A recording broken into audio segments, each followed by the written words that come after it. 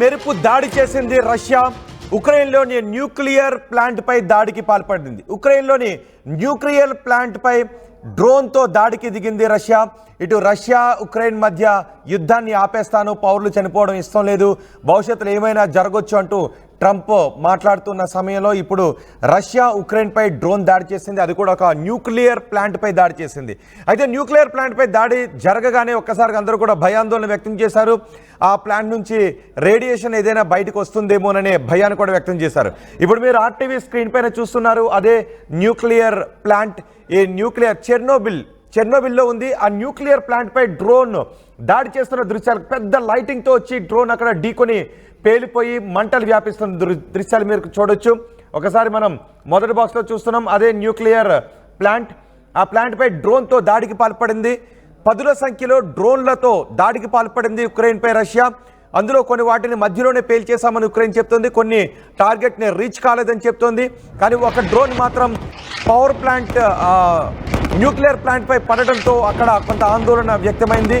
Drone దాడిలో nuclear plant roof దెబ్బతింది. చెర్నోబిల్లోని unit 4 పై ఈ దాడి జరిగిందని ఉక్రెయిన్ చెప్తోంది. ఈ విషయాన్ని జెలెన్స్కీ కూడా ధృవీకరించారు. దాడి సమయంలో పెద్దగా మంటలు వచ్చాయని చెప్పారు. ఆ మంటలు వస్తున్న దృశ్యాలు కూడా మనం చూడొచ్చు. ఆర్టీవీ స్క్రీన్ పైన రెడ్ సర్కిల్లో మీకు కనిపిస్తున్నదే న్యూక్లియర్ ప్లాంట్ పై డ్రోన్తో దాడి చేసిన తర్వాత ఆ న్యూక్లియర్ ప్లాంట్ అది కవర్ షీల్డ్, అది దానికి రక్షణగా ఏర్పాటు చేసినటువంటి షీల్డ్, అది పాక్షికంగా దెబ్బతిన్న దృశ్యాన్ని కూడా మనం ఆర్టీవీ స్క్రీన్ పైన చూస్తున్నాం.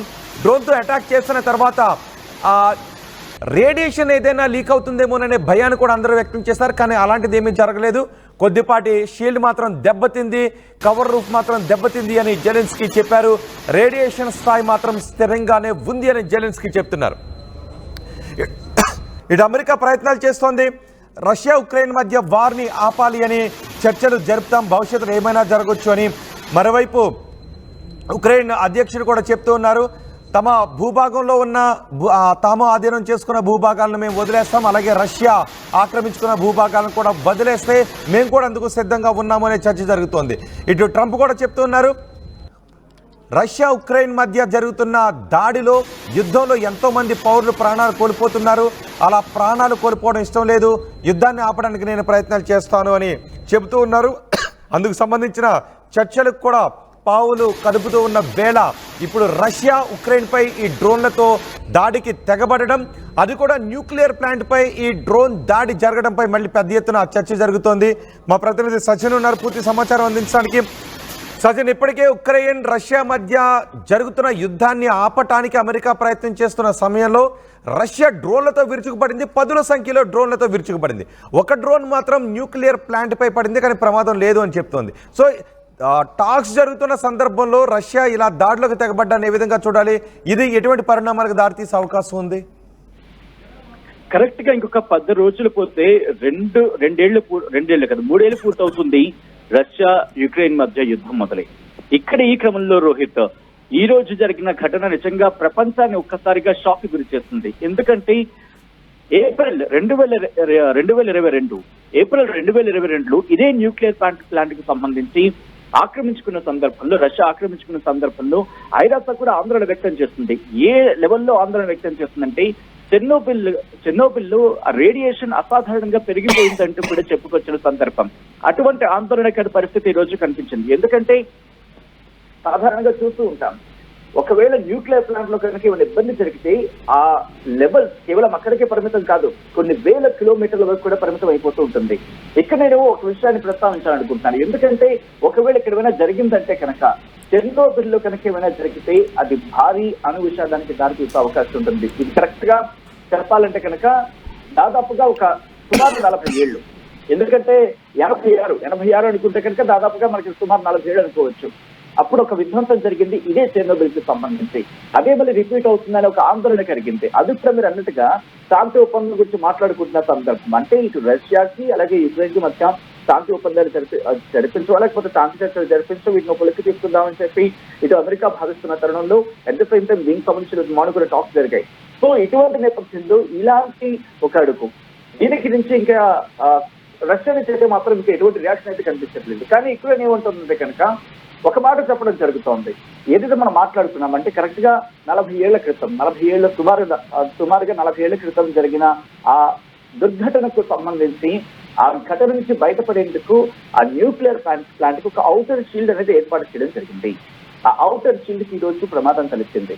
ఈ ప్రమాదానికి సంబంధించి కనుక ఒకవేళ ఆ ఇబ్బంది కనుక ఒకవేళ లేకపోయి ఉంటే ఈ రోజు ప్రపంచం ఒక పెను విధ్వంసాన్ని చూసేది.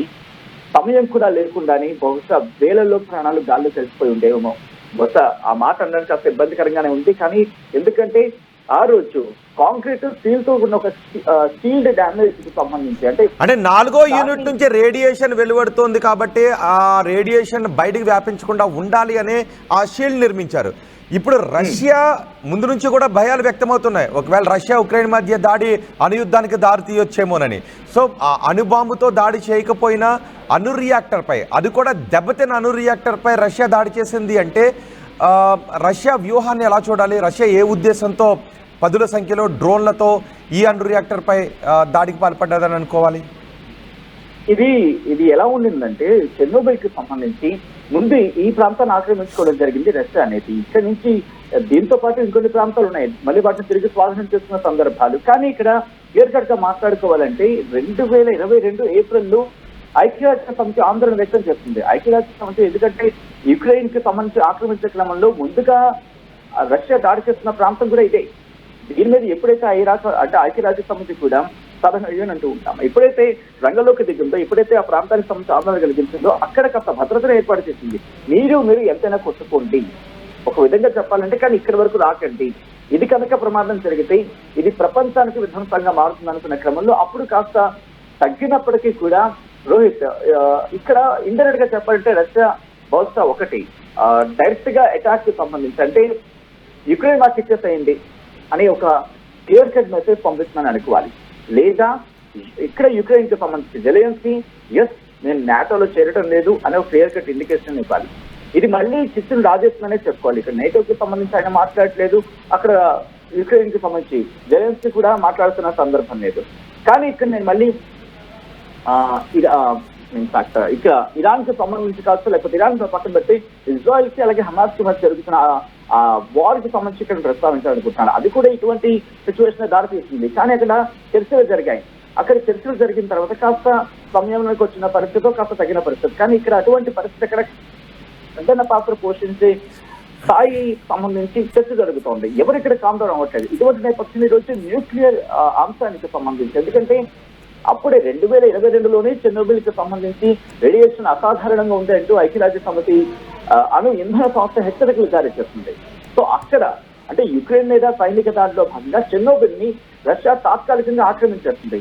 ఆక్రమించుకున్న తర్వాత రేడియేషన్ స్థాయిలో ఒక్కసారిగా పెరిగిపోయని చెప్పి అప్పుడు యుఎన్ కి సంబంధించి అణు ఇంధన సంస్థ డైరెక్టర్ రఫేల్ గ్రోసీ కూడా చెప్పుకొచ్చిన పరిస్థితి అప్పుడు ప్రమాదకరంగా మారింది. ఇప్పుడు కూడా అటువంటి పరిస్థితి రియాక్ట్ అయ్యే అంశానికి సంబంధించి ఎందుకంటే ఒక చోట ప్రారంభమైతే అది ఆగదు, అది వెంటనే అంటుకుంటూ పోతూ ఉంటుంది. సో ఎక్కడా కూడా సమయం ఉండదు అటువంటి సందర్భం. ఎందుకంటే లక్షల మందిని తరలించాల్సిన పరిస్థితి. ఆ 2022 సంగతి మనం మాట్లాడుకున్నాం. కానీ 1986 సిచ్యువేషన్ రిపీట్ అవుతుంది. ఎందుకు నేను ఈ మాట అంటున్నానంటే కనుక ఇక్కడ కొన్ని సందర్భాలు మాట్లాడుకోవాల్సిన పరిస్థితి. ఎందుకంటే అప్పుడు రేడియో ధార్మిక కారణంగా 134 మంది తీవ్ర అస్వస్థతకు గురయ్యారు. దాంట్లో కొంతమంది అయితే 28 మంది నెలల వ్యవధిలో చనిపోయారు. ఆ తర్వాత మరొక 19 మంది మరణించారంటూ ఇంటర్నేషనల్ న్యూస్ ఏజెన్సీస్ తో చెప్పడం జరుగుతోంది. ఎందుకంటే చెర్నోబిల్ నుంచి అటువంటి రేడియో ధార్మికత సంబంధించిన పొగ కావచ్చు, వ్యర్థాలు కావచ్చు గాల్లో కలిసిపోతాయి. దీంతో ఐరోపాకి సంబంధించి ఐరోపా వ్యాప్తంగా కొన్ని వేల కిలోమీటర్ల వరకు విస్తరించేస్తుంది. కొన్ని వేల కిలోమీటర్లు ఇది విస్తరిస్తుంది. దీంతోనే లక్షలాది మందిని తరలించాల్సి ఉంటుంది. ఇది ఇప్పుడు సినారియోలో చూస్తుంటే కనుక కొన్ని లక్షల మంది ఉంటాయి. అంటే దాదాపుగా సుమారుగా ఒక 20 లక్షలు 30 లక్షల మంది అనుకోవచ్చు. అటువంటి పరిస్థితి ఉంటుంది అందులో. అటువంటి పరిస్థితి ఇక్కడ ఎదురవ్వచ్చు. సో ఇప్పుడు ఈ ప్రమాదం కనుక ఈ ఇష్యూని కనుక మిటిగేట్ చేయకపోతే, ఇష్యూని కనుక వీళ్ళు సాల్వ్ చేయకపోతే, ఇప్పుడు కనుక రష్యాని బహుశా కామ్ డౌన్ చేయకపోతే ఇది కేవలం రష్యా యుక్రెయిన్కే కాదు మొత్తం యావత్ ప్రపంచానికి కూడా పెను విధ్వంసానికి దాటించే అవకాశం ఉందని చెప్పడంలో అతిశయోక్తి లేదు. రైట్ సచిన్, ఇప్పుడు మీరు ఆర్టీవీ స్క్రీన్ పైన చూస్తున్నదే చెర్నోబిల్ అణు విద్యుత్ కేంద్రం 1986లో ఒక ప్రమాదం చోటు చేసుకోవడంతో ఆ అణు కేంద్రాన్ని మూసివేశారు. అప్పుడు ఆ ప్రమాదంలో కొంతమంది చనిపోయారు. అక్కడ ఉన్న వేలాది మందిని తరలించేశారు. ఇప్పటికీ అది నివాస యోగ్యం కాదు. దాని నుంచి రేడియేషన్ వస్తూ ఉండటంతో ఆ అణు విద్యుత్ కేంద్రాన్ని మూసివేశారు. దాని చుట్టూ ఒక షీల్డ్ కట్టేశారు. బయటికి ఎక్కడికి కూడా అణుధార్మిక పదార్థం రేడియేషన్ బయటకు రాకుండా ఉండే విధంగా దాని చుట్టూ కూడా షీల్డ్ ఏర్పాటు చేస్తారు. ఇప్పుడు మీరు అదే చూస్తున్నారు. అయితే రష్యా ఆ అణు రియాక్టర్పై అణు కేంద్రంపై దాడికి పాల్పడింది. అక్కడ పాక్షికంగా దెబ్బతింది. అయితే ఇది పాక్షికంగా దెబ్బతింది, ప్రమాదం ఏమీ లేదు అని జెలెన్స్కీ చెప్తున్నప్పటికీ కూడా దెబ్బతిన్నది పాక్షిక. చూడండి ఒకసారి లోపల కూడా ఏ విధంగా ఆ డ్యామేజ్ మనకి కనిపిస్తూ ఉంది. పైగా ఇది అణు కేంద్రం. ఇక్కడ 1986లో ఈ అణు విద్యుత్ కేంద్రంలో ఇలాంటి ప్రమాదం చోటు చేసుకోవడంతో ప్రపంచవ్యాప్తంగా ఒక్కసారిగా అలజడి రేగింది. ప్రపంచం ఉలిక్కిపడింది. ఎందుకంటే అణు విద్యుత్ కేంద్రాలు ఎంత ప్రమాదంగా ఉంటాయో, అక్కడ ఏదైనా నిర్లక్ష్యం జరిగితే దాని ప్రమాదం ఏ స్థాయిలో ఉంటుందో 1986లో ఉక్రెయిన్లో జరిగిన ఈ ప్రమాదం ప్రపంచానికి కనువిప్పును కలిగించింది. అప్పటి నుంచి అణు విద్యుత్ కేంద్రాలకు సంబంధించిన నిబంధనలు తీసుకోవాల్సిన జాగ్రత్తల విషయంపై ప్రపంచ దేశాలు దృష్టి పెట్టాయి. ఇప్పుడు రష్యా ఈ అణు విద్యుత్ కేంద్రంపై ఈ పాడైపోయి బయటకు రేడియేషన్ వెదజల్లుతున్న ఈ 4వ యూనిట్లో ఉన్న ఈ అణు విద్యుత్ కేంద్రంపై ఏ ఉద్దేశంతో దాడి చేసింది అనే విషయంపై ఇప్పుడు పెద్ద ఎత్తున చర్చ జరుగుతోంది. రష్యా ఉక్రెయిన్ దాడి అణుయుద్ధానికి దారితీసే అవకాశం ఉంటుందని ప్రపంచ దేశాలు భయపడ్డాయి. ఇప్పుడు రష్యా ఈ దెబ్బతిన్న అణు విద్యుత్ కేంద్రంపై దాడికి పాల్పడటంతో ఒక్కసారిగా మళ్ళీ ప్రపంచం ఇటువైపు చూస్తుంది. అటు అమెరికా అధ్యక్షుడు ట్రంప్ ప్రయత్నాలు చేస్తున్నారు. రెండు దేశాల మధ్య ఉన్న యుద్ధ వాతావరణాన్ని తగ్గించి శాంతిని నెలకొల్పే విధంగా చర్చలు జరుపుతాం, యుద్ధాన్ని ఆపేస్తాను అని ట్రంప్ అంటూ ఉంటే, రష్యా ఈ డ్రోన్లతో దాడికి పాల్పడింది. రష్యా పదుల సంఖ్యలో డ్రోన్లతో దాడికి పాల్పడింది. ఒక డ్రోన్ మాత్రం ఈ అణు విద్యుత్ కేంద్రంపై పడడంతో ఒక్కసారిగా కూడా అంతా ఉలిక్కిపడ్డారు. జెలెన్స్కీ ఎటువంటి ప్రమాదం లేదు, భయపడాల్సిన అవసరం లేదు. ఈ దాడి కారణంగా ఇది పాక్షికంగా దెబ్బతింది. అక్కడ పెద్ద హోల్ పడిన దృశ్యాలు కూడా మనం చూస్తున్నాం. అయితే ఈ హోల్ కారణంగా అక్కడెక్కడా కూడా రేడియేషన్ ప్రభావం కనిపించడం లేదు. అక్కడంతా కూడా చెక్ చేసి చూశారు. రేడియేషన్ ముందు ఏ స్థాయిలో ఉందో ఇప్పుడు అదే స్థాయిలో ఉంది. రేడియేషన్ ప్రభావం పెరిగినట్టుగా ఎటువంటి ఆధారాలు లేవు అని జెలెన్స్కీ చెప్తున్నారు. అయినప్పటికీ కూడా దీనిపై ఒకవేళ రేడియేషన్ ఏదైనా బయటికి లీక్ అవుతుందా అనే విషయంపై ఇప్పటికి కూడా అధికారులు అక్కడ చర్చలు చేస్తూ ఉన్నారు, చెక్ చేస్తూ ఉన్నారు. కానీ జెలెన్స్కీ మాత్రం ఎటువంటి ప్రమాదం లేదని చెప్తున్నారు. భవిష్యత్తులో ఒకవేళ రష్యా ఇంకా ఇటువంటి దాడులకు పాల్పడితే, అణు విద్యుత్ కేంద్రాలపై దాడులకు పాల్పడితే దాని పరిణామాలు పర్యవసానాలు ఏ విధంగా ఉంటాయోనని ఈ దాడి తర్వాత మరింత భయాందోళన వ్యక్తమవుతోంది.